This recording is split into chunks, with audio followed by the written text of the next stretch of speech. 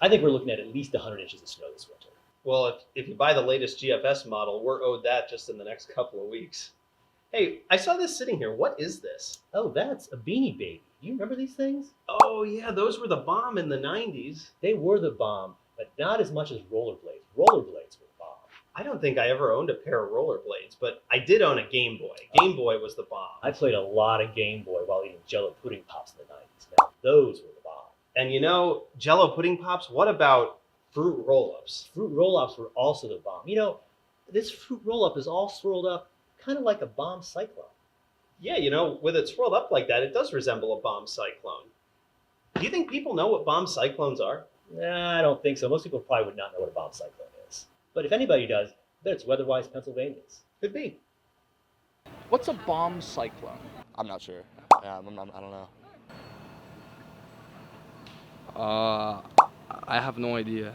I don't know if it's real or not, but if the weatherman told me it was, I'd believe him. Answers from the audience, please. I do have I'm going to look really dumb on television. You want to see one? Does it sound scary? Kind of. Kind of. Isn't a cyclone scary? I was gonna say wind, and like the wind chill, like wind chill. How bad does the wind chill have to be? Negative, like below zero.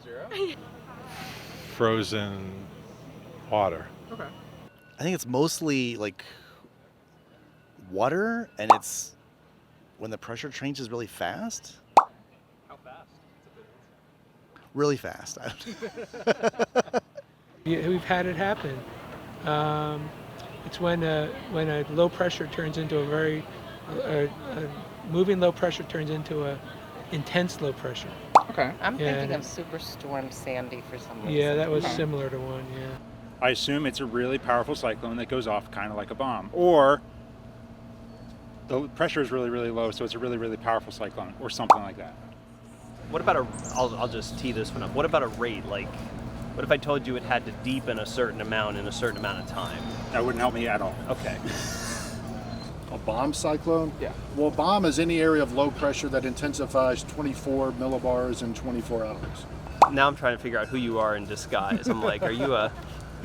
I feel like this is somebody I know, and it's just a skit.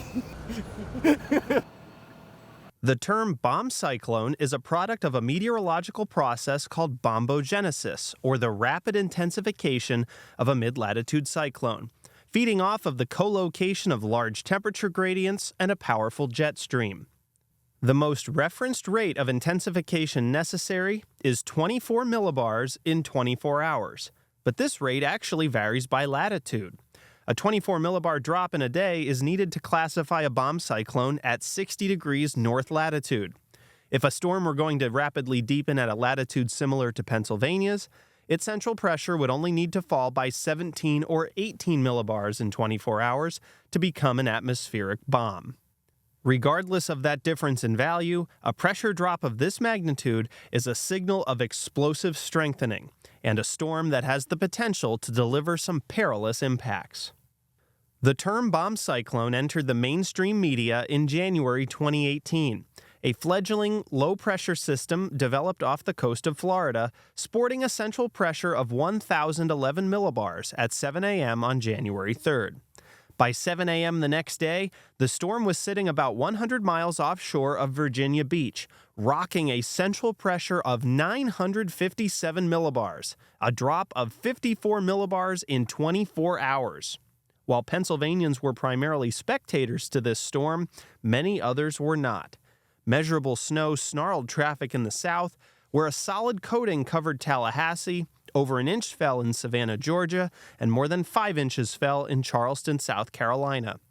12 to 24 inches of snow blanketed a swath from eastern Maryland up to Maine. Wind gusts in excess of 70 miles per hour were observed up and down the eastern seaboard.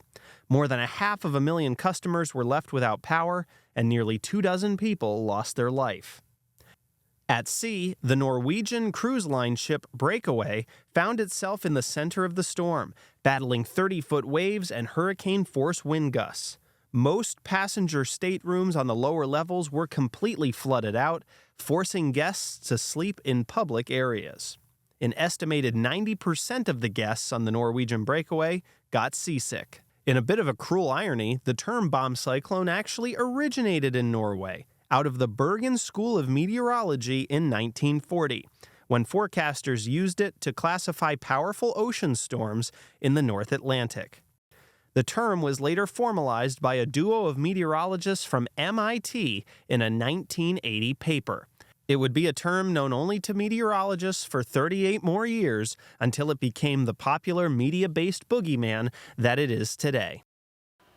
Hey, Kate, do kids today think that bomb cyclones are the bomb? No way, Dad. You say that's fire. While the kids today might refer to them as fire, bomb cyclones can sometimes be tied to fire. They usually get attention for heavy snowfall, coastal flooding, and beach erosion, but bomb cyclones also kick up a lot of wind, and those winds can cause some side effects, including fire. In March 2025, strong winds on the south side of a bomb cyclone in the plains kicked up dust storms and ignited destructive wildfires in Texas and Oklahoma. Well, now hopefully everyone knows what bomb cyclones are and the impacts that they can bring. Well, I've got my Blockbuster card on me. Should we head on over to Blockbuster and see if they've got any documentaries on bomb cyclones we can recommend to the viewers? That's a great idea. I even have my Blockbuster socks on. You guys are so cringe. By the way, what's Blockbuster?